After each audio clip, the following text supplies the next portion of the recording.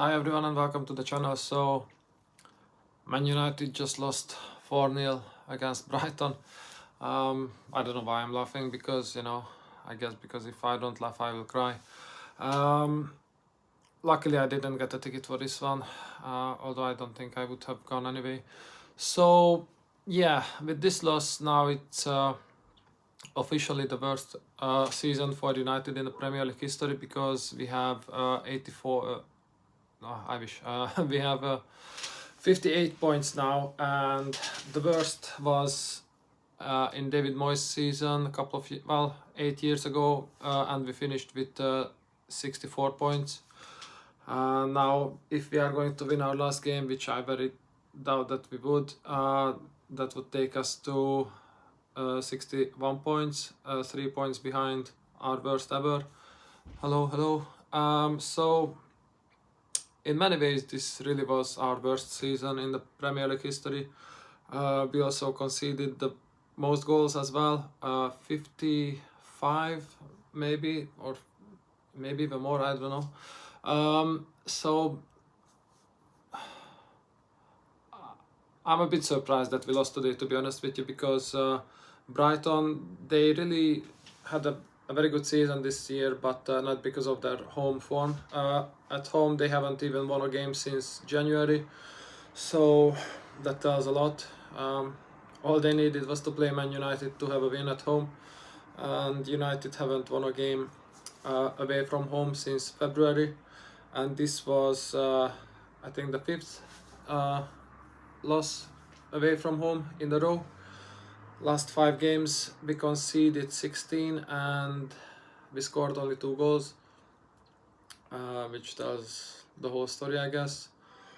And it also just shows that, last season when we finished second and we were unbeaten all season away from home, that it really means nothing, because as they say, football without fans is nothing, and we can see that football fans and the full stadium makes all the difference, because our players are mentally, they are just really weak, and they definitely don't have the right attitude, and it was very obvious during the whole season now that the fans are back.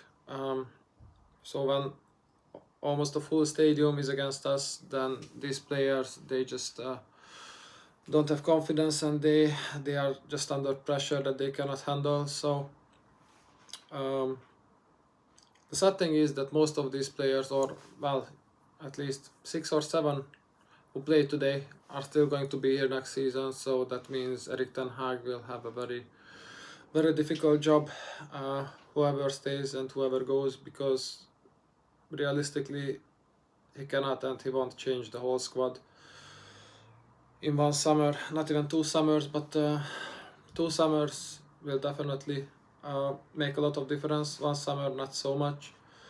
If we are going to get 4 new players in, which is not that much, but it's definitely needed. If we are going to get 4 players in, 4 new players who are willing to play for Erik ten Hag and for this club, and we get Donny back as well from loan, that could be 5 players in the starting 11 who are going to play for Erik ten Hag, and I'm sure there are some others as well in this squad, not a lot though, who would play for Erik ten Hag and who is happy to play for Man United.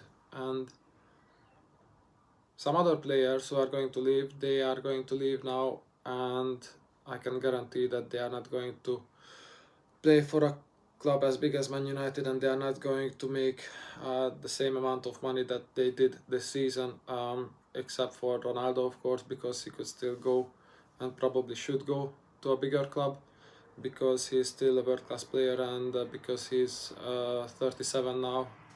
He doesn't have too much left in his career, and he deserves a lot more and a lot better than what we give him. After this game, I'm very confident, unfortunately, that this was the last time that I saw Cristiano Ronaldo, probably the greatest player ever, in a Man United shirt, because the Crystal Palace game, the last game of the season, is not going to be televised. in England.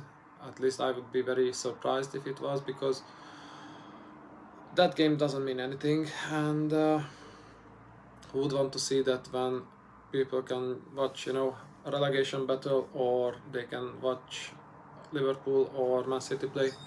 So probably I would say this was the last time that we saw Ronaldo play for Man United legally.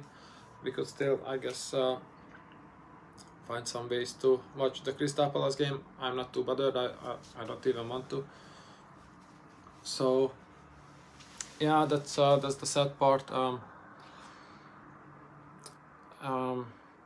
I didn't mention yet, but yeah, also a negative record this season is that we had the least games that we won in a season. We are at 16 now, and obviously it can only be 17, which is going to be still the least amount of matches that we won during a season. So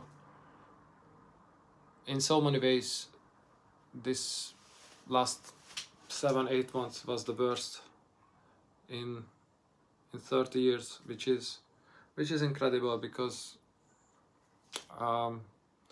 we spent so much money on this team, and hey, it's just full of individuals, and it's not really a team, and everyone just plays for themselves, if they even want to play. I live in Manchester. What about you?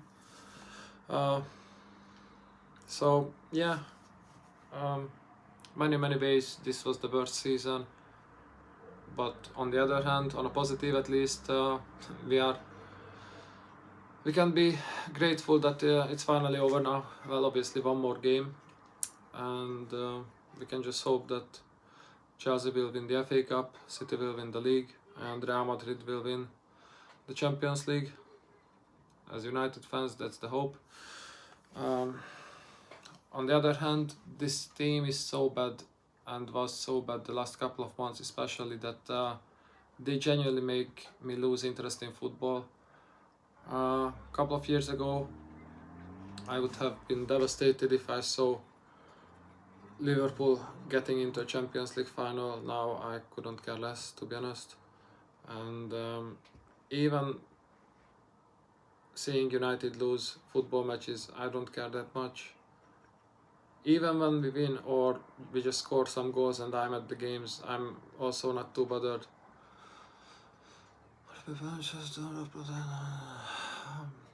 Yeah, about the protests, it's not that easy to just arrange that, if we want to do a big protest. I'm sure there would be people interested, and hopefully now that the season will end soon, they will just plan a very big one, an impactful one, for the start of the next season. At least that's what I would do, because now it gives us a couple of months to prepare for that. But I can already see what's going to happen. We are going to have a couple of new players, new shirts, and same story as last summer when the protest, they just stopped, Glazers, they are the owners of Man United, so yeah, not the best owners, to be honest, yeah, obviously. So yeah, Brighton for United 0, it's incredible in so many ways, and just one more game and it's done. It's finally finished, and we can forget about this like it never even happened in 2 weeks time, because next week we are not playing, because some other teams like Chelsea, they are in the FA Cup finals, so we already had to play with them. Yeah, that's it for now. Why did United get active after conceding? I don't know. Anyway, on the positive, I'm still going for 2 more games. I'm going on Wednesday next week for the FA Cup final, under 18s. More than 50,000 fans have already got the ticket as well, so it's going to be almost a full Old Trafford, which I think is going to be a new record for an under-18s game, and then in 2 weeks time, yeah, exactly in 2 weeks time, it's going to be United against Liverpool, the Legends game. So at least I'm going to see some players who can actually play football and care about this team and this club. So that's going to be nice. What do you think about Real Madrid versus Liverpool? I think Liverpool will win, to be honest. I just think it is meant to be their year, unfortunately. As far as I can remember, Real Madrid always won a Champions League final. Last time they haven't won a final in the Champions League or in the European Cup final was in 41 years ago, and that one was against Liverpool as well, and that one was also in Paris. So I think it's just meant to be for Liverpool to win again. Hopefully I'm wrong.